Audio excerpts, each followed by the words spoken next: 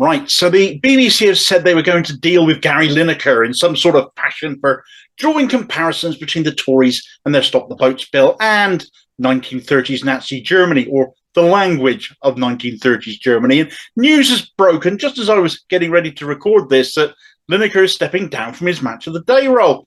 Pushed? You decide. Perhaps if he made excuses over perpetrators of domestic violence instead of fascism, he would have got away with it, as Fiona Bruce seems set to after jumping to the defence of Boris Johnson's nose-breaking father on Question Time last night. But here's the thing. Gary is right to make that comparison. He said, this is just an immeasurably cruel policy directed at the most vulnerable people in language not dissimilar to that used by Germany in the 30s. Those condemning Lineker's language now are mostly the same people who told us Jeremy Corbyn wanted to reopen Auschwitz and was tantamount to the next Adolf Hitler. But when they've actually done is allow the Tories to continue down that road themselves instead, the road of persecution and discrimination, the language of 1930s Germany. Therefore, Lineker is right. But actually, this isn't anything new. Many have been warning of the direction of political travel the Tories have been taking, and so the BBC's questionable priorities aside, let's look at that. You might have seen this image before. It's certainly been doing the rounds again recently on social media, and it's doing so because the parallels are stark and clear to see. It doesn't take a lot of explaining to show why, actually, when Gary Lineker compared the Tories' rhetoric to the language of the 1930s and Germany, he was actually toning it down. If he'd made the direct comparisons to the German Nazi Party of the day, he'd be pilloried even more than he already is being.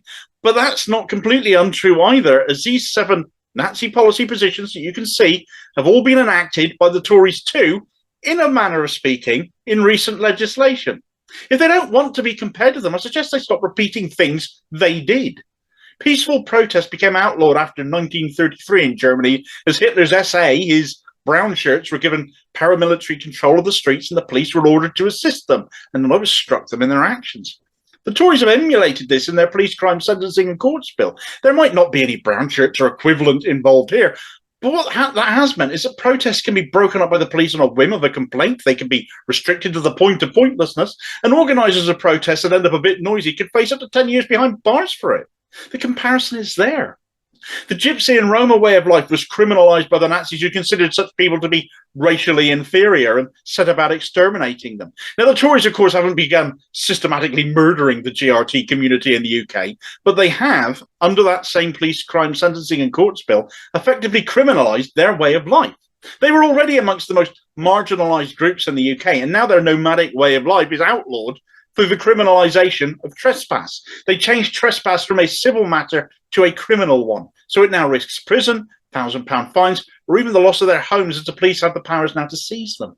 The scapegoating of migrants, asylum seekers, refugees in small boats coming here comes from that same kind of policy, that same kind of racist thinking, and where racism towards the GRT offensively seems to still be deemed more acceptable than others when no racism is or should be. It's that thinking that has allowed the Tories to get away with such legislation then, and arguably the demonisation of refugees to an extent now as well.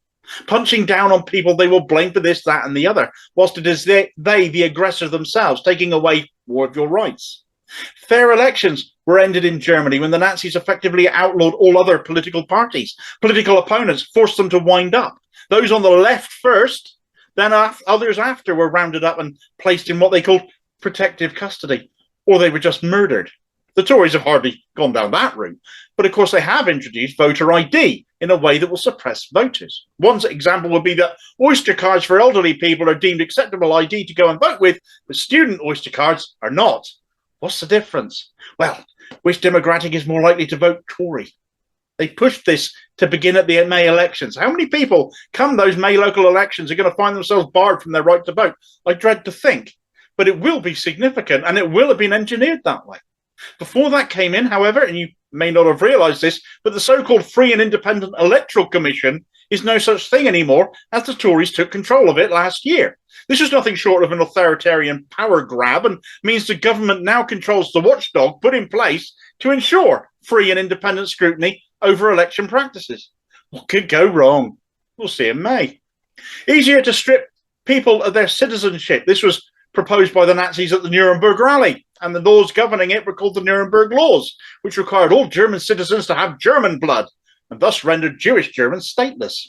We can easily see our government rendering people stateless too. Just look at the case of Shamima Begum for one. But the Nationality and Borders Bill passed last year built on that act to remove citizenship from anyone involved in espionage or terrorism or war crimes. And of course, these are terrible things, criminal things, and the people perpetrating them should be dealt with appropriately.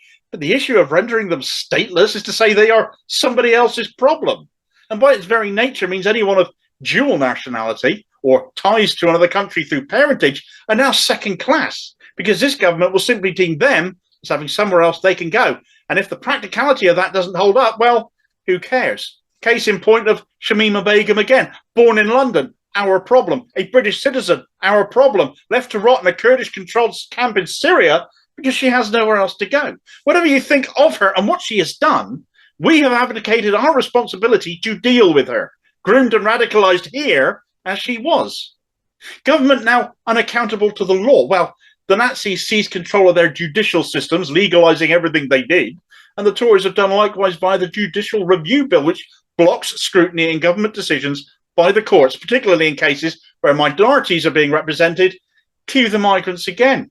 Human rights legislation was, of course, removed by the Nazis, and so the Tories have done so too. Kinda, or they're looking to it still.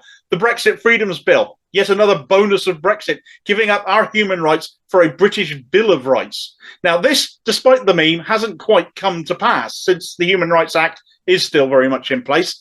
But given it could stop the Tories' new and horrible Stop the Boats bill, they know this, of course. It'll give Sunak and co the excuse to push ahead with it.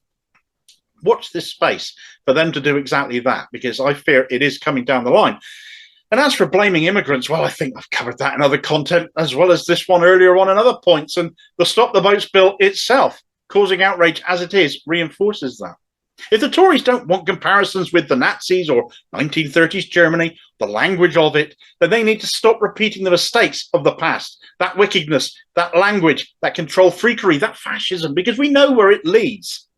Gary Lineker was absolutely bang on this issue, and if he's ended up censured for it, it would seem.